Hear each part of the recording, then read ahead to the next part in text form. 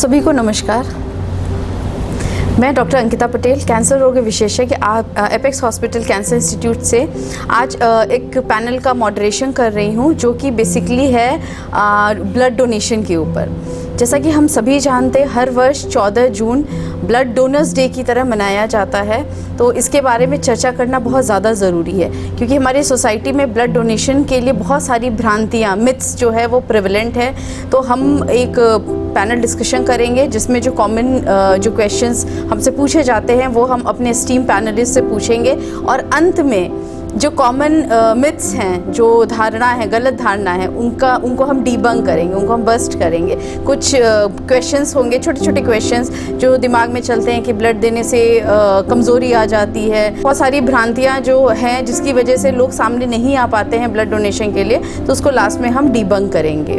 Blood देना ज़रूरी इसलिए है क्योंकि जिस तरह बाकी मेडिसिन्स होती हैं वो तो हम फैक्ट्री से मैन्युफैक्चर कर सकते हैं, लेकिन ब्लड एक ऐसा ड्रग है जिसे कभी मैन्युफैक्चर नहीं किया जा सकता, एटलीस्ट अभी तक तो नहीं किया जा सकता।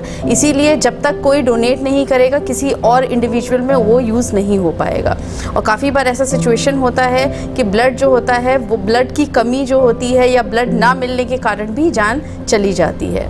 तो अब बहुत समय ना लेते हुए हम पैनल डिस्कशन की शुरुआत करेंगे, और हमारे साथ पैनल डिस्कशन में डॉक्टर रोहित सिंह हैं, जो कि फिजिशियन हैं हमारे हॉस्पिटल में, एपेक्स हॉस्पिटल में।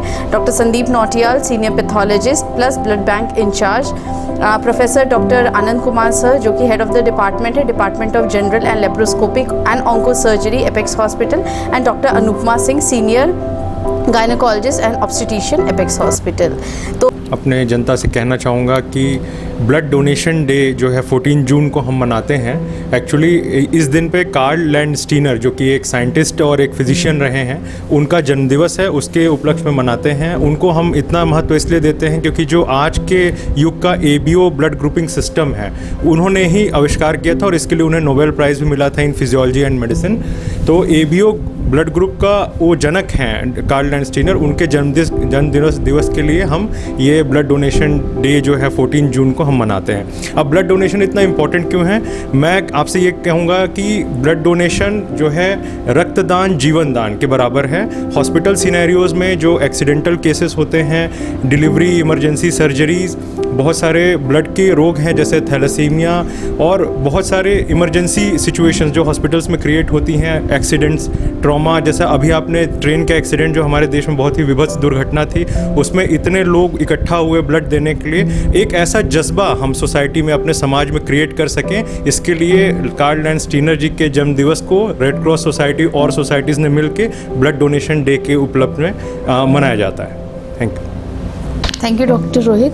अब मैं डॉक्टर अनुपमा मैम से पूछना चाहूँगी कि ब्लड डोनेशन हमारी सोसाइटी के लिए कैसे इम्पॉर्टेंट है, और उसी के बाद मैं प्रोफेसर आनंद सर से पूछना चाहूँगी कि ब्लड डोनेशन करने के बाद डोनर्स को क्या फ़ायदे होते हैं। धन्यवाद। जैसा कि हम सभी जानते हैं कि रक्तदान एक महादान, जीवन दान है।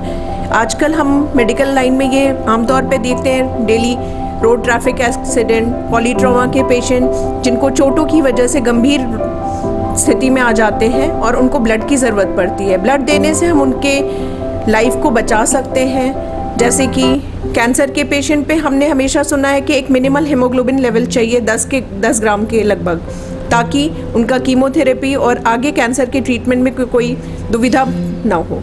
ठीक उसी तरह से डेंगू के मरीजों में ब्लड प्रोडक्ट को देने से हम उनकी जान बचा सकते हैं। इन सब से सर्वोपरि प्रेग्नेंट पेशेंट, जिनके हम 2 जीवन एक साथ जुड़े होते हैं, उनकी कॉम्प्लिकेशन जैसे कि अनीमिया, PPH, ऐसे में हम रक्तदान करके 2 जिंदगी को एक साथ बचा सकते हैं। तो मेरा सबसे यही निवेदन है कि रक्तदान करें, ये एक महादान है, जीवन दान है। धन्यवाद। धन्यवाद डॉक्टर अंकिता। डोनर्स को क्या फ़ायदा होता है? रक्तदान महादान, और दान वर्ड का इम्पोर्टेंस हम सभी को मालूम है। दान से एक सेटिस्फैक्शन मिलता है, तो सबसे बड़ा फ़ायदा डोनर को होता है। डोनर को एक सेटिस्फैक्शन मिलता है कि समाज के लिए वो कुछ अच्छा कार्य कर रहा है। ये एक psychological satisfaction is a part of health well being. Health की डेफिनेशन है physical and mental well being. So ये मेंटल हेल्थ, अगर रक्त के दान के बाद हमको एक स्वास्थ्य का आभास होता है, तो ये सबसे बड़ा फ़ायदा डोनर को यही होता है। दूसरी इम्पॉर्टेंट बात है कि रक्तदान करते समय हम बेसिक स्क्रीनिंग इन्वेस्टिगेशंस करते हैं। बहुत सारी बीमारियां हैं जिससे हम अवेयर नहीं है कि हमको ये बीमारियां हैं। ब्लड प्रेशर है, डायबिटीज़ है। ये जब हम रक्तदान करने जाते हैं तो स्क्रीनिंग इन्वेस्टिगेशन से मेरे को अपने बारे में, अपना शरीर की कमियों को पता लगता है, जिससे हम अपने स्वास्थ्य को सुधार सकते हैं। तीसरी इम्पॉर्टेंट बात है, बहुत सारी बीमारियां ऐसी होती हैं जो रक्तदान से कंट्रोल की जाती हैं। उनमें एक बहुत इम्पॉर्टेंट बीमारी है हीमोक्रोमेटोसिस और पॉलीसाइथीमिया। पॉलीसाइथीमिया, हीमोक्रोमेटोसिस, जिसमें आयरन का कंपोनेंट बहुत ज़्यादा हो जाते हैं, शरीर में इकट्ठा हो जाता है, जो अवांछित है। हमको इन आयरन को शेड ऑफ करना है। जब हम रक्तदान करते हैं तो बॉडी में स्टिमुलेशन होता है सेल्स का, और सेल्स स्टिमुलेट होते रहते हैं। ये भी एक फ़ायदे की, रक्तदान के बाद फ़ायदे की अवस्था होती है। अगली इम्पॉर्टेंट बात है कि ऐसा लिटरेचर में अवेलेबल है कि रक्तदान से कैंसर की इंसिडेंस कम होती है। इंसिडेंस तकरीबन 4% कम पाई जाती है जो लोग रक्तदान कंटिन्यूसली करते रहे हैं। ब्लड प्रेशर का कंट्रोल होना, हार्ट डिजीज़ का कंट्रोल होना, ये सब रक्तदान के बहुत ज़्यादा फ़ायदे हैं। इसलिए हम आप लोगों से अनुरोध करेंगे, समाज में आएँ और रक्तदान करें, जो एक महादान होगा। Thank you. Thank you professor Anand sir और डॉक्टर अनुपमा मैम। रक्तदान के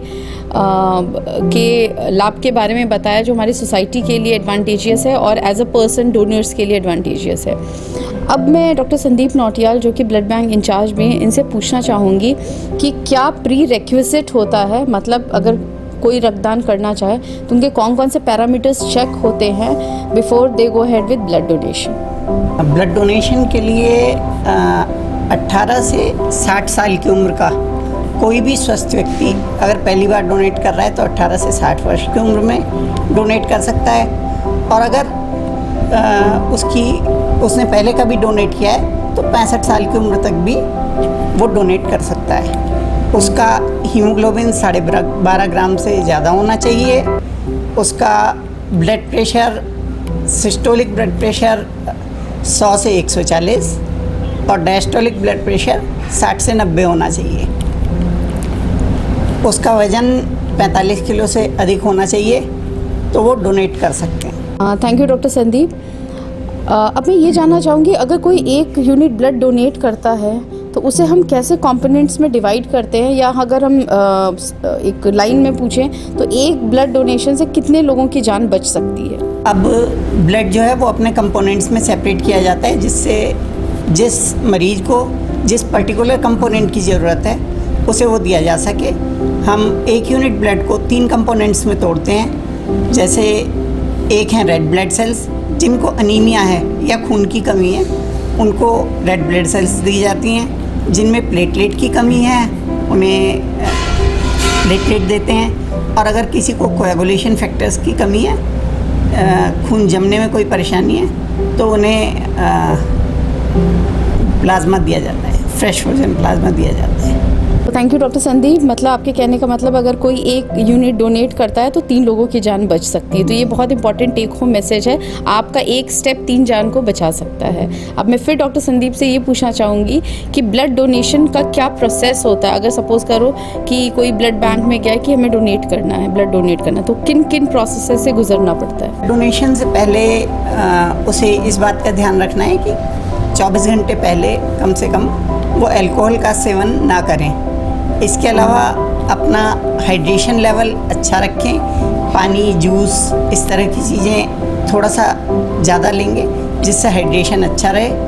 उसके बाद जब डोनेशन के लिए कोई जाता है तो सबसे पहला प्रोसेस होता है रजिस्ट्रेशन। रजिस्ट्रेशन के बाद मेडिकल इंटरव्यू होता है जिसमें उनसे उनकी जो भी मेडिकल हिस्ट्री ली जाती है, उनकी अगर कोई ऐसी समस्या, ऐसी कोई प्रॉब्लम रही है जिसकी वजह से वो नहीं दे सकते हैं या कुछ समय के लिए उन्हें मना किया जाता है, तो उसे हम स्क्रीन करते हैं। उसके बाद उनका हीमोग्लोबिन, ब्लड प्रेशर, टेम्परेचर और पल्स रेट, ये चीज़ें मॉनिटर की जाती हैं और सब चीज़ में जब अगर वो फिट होते हैं, ब्लड देने लायक होते हैं, तो फिर उनका डोनेशन किया जाता है। डोनेशन की प्रक्रिया आमतौर पे 5 मिनट के आसपास समय लगता है होल ब्लड डोनेशन में, और उसके बाद वो रेस्ट करते हैं, रिफ़्रेशमेंट लेते हैं। रिफ़्रेशमेंट लेने के बाद वो वापस अपने काम पर जा सकते हैं। डोनेशन के बाद उनको कुछ बातों का ख़ास ध्यान रखना होता है कि जिस हाथ से उन्होंने ब्लड दिया है उसमें उन्हें उस हाथ से कोई बहुत भारी काम अगले 6 घंटे तक नहीं करना है, जिम नहीं जाना है, और लिक्विड्स जो हैं वो थोड़ा सा ज़्यादा लेने हैं, जिससे उनका जो ब्लड का वॉल्यूम, प्लाज्मा का वॉल्यूम कम हुआ है, वो वापस से रिप्लेस हो सके। Thank you doctor Sandeep. हम लोग अपनी क्लिनिकल प्रैक्टिस में काफ़ी बार ऐसा देखते हैं कि अगर किसी को ब्लड की ज़रूरत है और हम फैमिली मेम्बर से बोलते हैं खून चाहिए, तो बड़े बुज़ुर्ग आके तुरंत कहते हैं नहीं नहीं हमारे बच्चे का मत लीजिए, खून सूख जाएगा, ब्लड देने के लिए रेडी नहीं होते हैं, और यही सबसे ज़्यादा एक बहुत बड़ी लिमिटेशन होती है। तो प्रॉब्लम उनके शरीर में नहीं, प्रॉब्लम उनके दिमाग में, जहाँ पे मिथ्स बहुत बुरी तरह से बसे हुए हैं। तो मैं डॉक्टर रोहित से ये पूछना चाहूँगी कि ब्लड डोनेशन के बाद किन चीज़ों का ध्यान रखना चाहिए, या किस तरीके का प्रिकॉशन डोनर्स को लेना चाहिए, या कुछ हो सकता है 0.1% पेशेंट्स में क्या किसी तरह का साइड इफ़ेक्ट होता है ब्लड डोनेशन के बाद? Thank you ma'am. जैसा कि डॉक्टर अंकिता ने पूछा कि ब्लड डोनेशन के बाद क्या कोई दिक्कत होती है, तो अगर मैं पहले भ्रांतियों से शुरू करूं तो भ्रांतियों की बात यह है कि सबसे कॉमन प्रॉब्लम यही है कि लोगों को लगता है कि डोनेट करने से ब्लड वो कमज़ोर हो जाएंगे। तो पहले तो मैं 2 चीज़ें कहना चाहूँगा इस पर। पहला ये कि ऐसा कुछ भी नहीं है कि ब्लड डोनेट करने से कोई कमज़ोरी आती है। ब्लड डोनेट करने से आपको साइकोलॉजिकल एक अच्छी फीलिंग आती है, आपने किसी की जान बचाई, और वो ब्लड ज़रूर किसी की जान बचाने में यूज़ होगा ही होगा। दूसरी बात ये भी कहना चाहूँगा कि बहुत लोगों को ऐसा लगता है कि हर बार सिर्फ ब्लड देना ही है, ऐसा नहीं है। आजकल एडवांस टेक्नोलॉजी आ गई है, जैसे कि डेंगू का सीज़न आ रहा है, हमें बहुत सारे प्लेटलेट्स की ज़रूरत पड़ती है, अफरा तफरी मच जाती है। ऐसे में हमारे हॉस्पिटल में हमने दूसरी मशीन भी बैकअप में रखी है SDP के लिए, जिसको सिंगल डोनर प्लाज्मा कहते हैं। उसमें हम ब्लड नहीं निकालते, वो मशीन सिंपली प्लेटलेट को फिल्टर आउट करके और दूसरे को जिसको ज़रूरत है उसको हम 40 से 50 हज़ार की क्वांटिटी में प्लेटलेट दे सकते हैं। तो ये भी जानना चाहिए कि उसके बहुत सारे प्रकार हैं, हर बार सिर्फ लाल खून ही नहीं निकलता, कई बार हम सिर्फ प्लेटलेट निकाल के भी काम चला सकते हैं। दूसरी बात है कि ब्लड डोनेट करने के बाद कुछ लोगों को कुछ सिम्टम्स फील हो सकते हैं, जैसे कि थोड़ा सर हल्का होना, थोड़ा अंदर से सुस्ती लगना या चक्कर आना। ये टेम्पररी होता है, और यूजुअली इसीलिए हम लोग कहते हैं कि ब्लड डोनेट करने के बाद चूँकि उतना फ्लूइड आपके सिस्टम से बाहर आया हुआ है, तो आप अच्छे से ड्रिंक करेंगे, पानी, इलेक्ट्रोलाइट्स ले सकते हैं, जूस पी सकते हैं, और एक अच्छी प्रॉपर डाइट लेंगे, और उसके तुरंत बाद कोई हैवी एक्सरसाइज, कोई स्ट्रेनस एक्सरसाइज या कोई बहुत मेहनत वाला काम अवॉइड करेंगे कुछ घंटों के लिए। उसके बाद बॉडी अपने आप अपने नॉर्मल होम्योस्टेसिस को मैनेज कर लेती है, और एज सच किसी को कोई प्रॉब्लम नहीं होती। आफ्टर ब्लड डोनेशन इसके बाद भी अगर किसी को कोई दिक्कत कभी आई है, जो बहुत रेयर है, हम लोग ने अपने क्लिनिकल प्रैक्टिस में देखा है, तो you can contact your near by doctors. Thank you. Thank you doctor Rohit. Doctor Rohit, मैं चाहूँगी कि आप SDP और RDP के बारे में थोड़ा बताएं। कि जैसा कि अभी डेंगू का सीज़न आ रहा है और प्लेटलेट्स की अफरा तफरी मचेगी ही, तो मैं आपको बताना चाहूँगा यूजुअली जो प्लेटलेट्स हम लोग डोनेट करते हैं, चाहे वो डेंगू के पेशेंट्स को हों, एप्लास्टिक अनीमिया हो, कैंसर के पेशेंट्स हो, या किसी वजह से किसी का प्लेटलेट कम है और हमें ज़रूरत है, तो प्लेटलेट्स 2 प्रकार के ब्लड बैंक से नॉर्मली इशू होते हैं। एक RDP होता है, एक SDP होता है। इनका फुल फॉर्म है रैंडम डोनर प्लेटलेट, और एक सिंगल डोनर प्लेटलेट। तो रैंडम डोनर प्लेटलेट के अपने कुछ नुकसान हैं, वो मिलता आसानी से है, लेकिन रैंडम डोनर प्लेटलेट में कई लोगों का प्लेटलेट होता है जो सेम ब्लड ग्रुप के होते हैं। इससे जब वो प्लेटलेट चढ़ाया जाता है, तो चूंकि वो कई लोगों के हो सकते हैं अलग अलग, तो रिएक्शन के चांसेस थोड़े ज़्यादा होते हैं, और प्लेटलेट के खुद शरीर में जाके उस रिएक्शन से टूटने के भी चांसेस ज़्यादा होते हैं। इसलिए बहुत लोग सुने होंगे कि कई बार प्लेटलेट चढ़ाने के बाद भी प्लेटलेट काउंट्स नहीं बढ़ते हैं, क्योंकि ऑटो एंटीबॉडीज़ बनने लगते हैं और वो उनको खुद तोड़ने लगते हैं। तो इसीलिए उसका एक अच्छा उपाय निकाला गया, सिंगल डोनर प्लेटलेट SDP, जो कि बहुत ज़्यादा कॉस्टली नहीं है, वो उसी कॉस्ट में आ जाती है, और उससे एक साथ 40-50 हज़ार के अमाउंट में एवरेजली प्लेटलेट बढ़ जाता है, जबकि रैंडम डोनर प्लेटलेट से अराउंड एक मोटा मोटी एवरेज कहूँ तो 4 से 5 हज़ार का प्लेटलेट काउंट बढ़ता है। तो आप 4 से 6 पैकेट लेते हैं जिसमें अलग अलग लोगों के प्लेटलेट्स हैं, उससे अच्छा है कि एक सिंगल डोनर का प्लेटलेट लिया जाए जो एक बार में ही 40 से 50 हज़ार की क्वांटिटी में प्लेटलेट बढ़ाते हैं। तो ये एसडीपी और आरडीपी का एक बेसिक फ़र्क है। Thank you. Thank you doctor Rohit. अब हमारे पास कुछ मैसेजेस आए हैं, मिथ्स, उसमें बहुत सारे मिथ्स हैं, तो मैं कुछ मिथ्स पहले प्रोफेसर आनंद सर से, फिर डॉक्टर अनुपमा मैम से and then doctor Rohit sir के सामने मैं रखूँगी और ये इन मिथ्स को डिबंक करेंगे। तो पहले मैं प्रोफेसर आनंद सर से कुछ, सर अब ये बताइए क्या ब्लड डोनेशन पेनफुल है? ब्लड डोनेशन बिल्कुल पेनफुल नहीं है। ये एक बहुत बड़ी भ्रांति है लोगों के दिमाग में कि ब्लड डोनेशन से बहुत दर्द होता है। ये बिल्कुल पेनफुल नहीं है, एक नीडल का प्रिक है बस, इससे ज़्यादा उसमें कुछ भी नहीं। अगर मैं ब्लड दूंगा या दूंगी तो मेरे पास जो है ज़्यादा ब्लड नहीं बचेगा मेरे शरीर में एवरेज 5.5 लीटर ब्लड होता है हर व्यक्ति के, और बड़े आसानी से इसका 15% ब्लड हम डोनेट कर सकते हैं। लेकिन हम 15% मतलब 750 ml, लेकिन हम उतना नहीं लेते हैं। 350 ml ब्लड आसानी से कोई व्यक्ति डोनेट कर देता है जिसका कोई भी नुकसान नहीं होता है। अगर मैं ये कहूँ कि एक बाल्टी के बराबर, 5 लीटर की बाल्टी के बराबर हमारे शरीर में ब्लड होता है और एक छोटे मग के बराबर सिर्फ हम डोनेट करते हैं। एक मग के बराबर दे देंगे और 3 लोगों की जान बचेगी उससे। तो इसलिए इसका कोई मतलब नहीं है कि हम अगर 350 ml ले लेंगे तो हमको कमज़ोरी होगी, हम गिर जाएंगे, हम बीमार हो जाएंगे। ये एक बहुत बड़ी भ्रांति लोगों के दिमाग मस्तिष्क में है जिसको निकाल देना चाहिए। एक मिथ है कि मुझे बीमारियां हो जाएंगी अगर मैं डोनेट करता हूँ। डोनेट करने से कोई बीमारी नहीं होती, क्योंकि बीमारियों का स्क्रीनिंग पहले भी हो जाता है और जितने भी स्टेप्स हैं डॉक्टर नौटियाल ने बताया, ये टोटल स्टेराइल होता है। जितनी भी इंस्ट्रूमेंट्स यूज़ होते हैं वो पूरे स्टेराइल इंस्ट्रूमेंट्स होते हैं। किसी तरह का कोई इन्फेक्शन नहीं, किसी तरह की कोई बीमारी नहीं। मैं बहुत कमज़ोर हो जाऊंगा और मैं कोई काम नहीं कर पाऊंगा ब्लड डोनेशन के बाद। ये बहुत बड़ी भ्रांति है कि मैं कमज़ोर हो जाऊंगा। किसी तरह की कमज़ोरी नहीं होती है ब्लड डोनेशन के बाद। ज़रूर इतना प्रिकॉशन लेना पड़ता है कि हमें अपने को हाइड्रेट करके रखें, 1-2 घंटे रेस्ट करें, बस उससे ज़्यादा कोई कमज़ोरी की समस्या नहीं होती। मेरे पास बिल्कुल समय नहीं है ब्लड डोनेशन के लिए। हर काम करने का समय होता है और समय निकालना मेरा अपना काम है। यह समय हमारी एक अपनी विविधता है। ब्लड डोनेशन एक दान का कार्य है और दान के कार्य में समय की व्यवधान नहीं होती है, इसलिए समय निकालना और ब्लड डोनेट करना एक हमारा कर्तव्य भी हो जाता है। सर कितना समय लगता है एक बंदे को ब्लड डोनेट करने में, टोटल प्रोसेस में? टोटल समय ब्लड डोनेट करने में डॉक्टर संदीप ने बताया 5 मिनट, 5 से 10 मिनट में एक बॉटल ब्लड निकल जाता है। ठीक है, और पूरे प्रोसेस का समय 30 मिनट्स।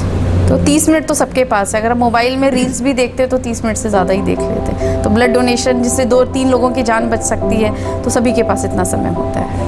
मैं स्मोक करता हूँ इसलिए मैं डोनेट नहीं कर सकता। स्मोकिंग और ब्लड डोनेशन का भी कोई लिंक नहीं है।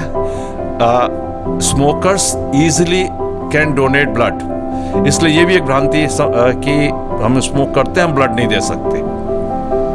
दुनिया में बहुत डोनर्स हैं, एक मैं नहीं दूंगा तो क्या फ़र्क पड़ जाता है? ब्लड डोनेशन कौन करेगा? इंसान का ब्लड इंसान को ही लगना है, फैक्ट्री में बनता नहीं है। तो अगर हम अपने मरीज़ को, हम सोसाइटी को अपना खून नहीं देंगे तो कौन देगा? तो सोसाइटी के समय एक समस्या आएगी, समाज के समय उनकी सहायता कौन करेगा? ये हमारा आपका एक मूल कर्तव्य है कि हम लोग सामने आएँ और ब्लड डोनेट करें।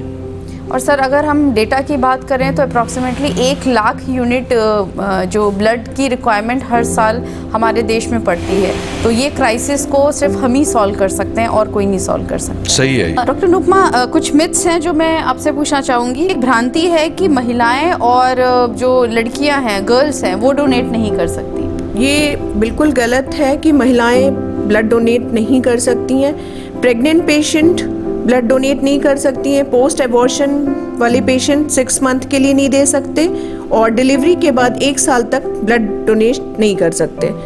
रेस्ट सारी फीमेल्स 18 से 60 साल की उम्र की सारी महिलाएं, लड़कियां ब्लड डोनेशन कर सकती हैं। ब्लड डोनेट किया, अब मैं नहीं कर सकता? नहीं, ऐसा नहीं है, क्योंकि 90 डेज में ब्लड सेल्स फिर से रिकवर कर जाती हैं, तो 3 महीने के बाद फिर आप कभी भी किसी भी समय किसी ज़रूरतमंद को ब्लड डोनेट कर सकते हैं। मैं अपना ब्लड बचा के रखता हूँ, जब मेरी फैमिली मेम्बर को ज़रूरत होगी तब मैं दूंगा। ये सोचना तो बिल्कुल ही गलत है। हम एक सामाजिक परिवार में रहते हैं, कम्युनिटी में रहते हैं। कल के दिन अगर हम किसी की मदद नहीं करेंगे तो हमारी मुसीबतों में हमारी मदद कौन करेगा? सिर्फ हमारे ही ब्लड से नहीं, कभी कभी हमें मल्टीपल डोनर्स की ज़रूरत पड़ती है, तब कहाँ से हम ब्लड इकट्ठा करेंगे? इसलिए हमारा ये मानव धर्म बनता है कि हम ब्लड डोनेट करें, समाज की सेवा करें। क्योंकि मैं दवा लेता हूँ इसलिए मैं डोनेट नहीं कर सकता। नहीं, देखिए ये एकदम गलत बात है, ऐसा कुछ नहीं है। बहुत सारी आबादी हमारी है, चाहे वो मिडिल एजेड हो, ओल्ड एज हो, कोई ना कोई उनको शुगर बीपी की दवाएं चल रही हैं और वो बिल्कुल डोनेट कर सकते हैं। हाँ, एक चीज़ मैं ज़रूर कहना चाहूँगा, अगर आप कोई स्पेसिफिक मेडिसिन ले रहे हैं तो ब्लड बैंक में जब आप ब्लड देने जाएंगे वहाँ आपकी मेडिकल हिस्ट्री ली जाएगी, उसमें आप बता सकते हैं। उसको लेके डॉक्टर्स जो भी ध्यान रखना है रख लेंगे, बट ऐसा कुछ भी नहीं कि आप कोई दवा ले रहे हैं तो आप ब्लड डोनेट नहीं कर सकते। ठीक है, मुझे फ्लू का वैक्सीनेशन लगा है, मैं ब्लड डोनेट नहीं कर सकता। जहाँ तक बात वैक्सीनेशंस की है, वैक्सीन लगाने के 28 दिन तक हमें वेट करके 28 दिन के बाद आप हमेशा ब्लड डोनेशन के लिए ओके हैं। मेरा कोलेस्ट्रॉल बहुत हाई है, मैं ब्लड डोनेट नहीं कर सकता। अब किसी को शुगर है तो वो किसी को ब्लड देगा तो उसके ब्लड में चीनी ज़्यादा हो जाएगा, ये सब भ्रांतियाँ हैं। किसी का कोलेस्ट्रॉल ज़्यादा है वो दूसरे को ब्लड दे देगा तो उसका कोलेस्ट्रॉल बढ़ जाएगा, ऐसा कुछ नहीं है। आप बिल्कुल दे सकते हैं, आपकी मेडिकल फिटनेस ज़रूरी है जो कि ब्लड डोनेशन में ऑलरेडी ब्लड बैंक में चेक हो जाएगी। तो इसलिए आपका कोलेस्ट्रॉल बढ़ा है, शुगर बढ़ा है, बीपी बढ़ा है, अगर वो कंट्रोल लेवल में है और ऑप्टिमल हैं तो आप बिल्कुल ब्लड दे सकते हैं। Thank you doctor Rohit. ये मुझे लगता है कि ये डिस्कशन काफ़ी फ्रूटफुल रहा और बहुत सारे टेक होम मैसेजेस मिले हैं। और अगर हमारे इस पैनल डिस्कशन से अगर एक भी इंडिविजुअल मोटिवेट होता है ब्लड डोनेशन के लिए, तो हमारा जो एक एम था, जो मोटिव था, वो फुलफिल हो जाएगा। और हम चाहते हैं कि इस पर्टिकुलरली इस पैनल डिस्कशन को आप ज़्यादा से ज़्यादा लोगों के बीच में शेयर करें, क्योंकि हम किसी एक बीमारी या किसी एक सिस्टम या किसी एक क्रॉनिक डिजीज़ के बारे में डिस्कस नहीं कर रहे हैं, हम ब्लड डोनेशन के लिए बात कर रहे हैं, जो कि हो सकता है आगे चल के हमारी फैमिली मेम्बर्स, हमारे फ्रेंड्स, किसी को भी ज़रूरत पड़ सकती है। तो अंत में मैं सभी पैनलिस्ट से एक टेक होम मैसेज, जस्ट एक लाइनर टेक होम मैसेज लेना चाहूँगी और इसी के साथ मैं इस पैनल डिस्कशन को कंक्लूड करती हूँ।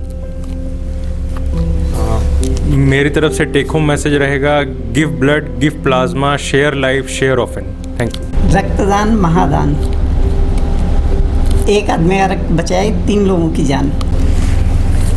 रक्तदान से हम स्वस्थ रहते हैं, कमज़ोर नहीं होते। रक्तदान एक महादान है। जैसे अन्य दान को हम अन्नदाता कहते हैं, धन देने वाले को धनदाता, ठीक उसी तरह से रक्तदान महादान जीवन दान देने वाला होता है। इसलिए प्लीज़ रक्तदान करिए और हमारे समाज को हेल्प करिए। Thank you. धन्यवाद। धन्यवाद।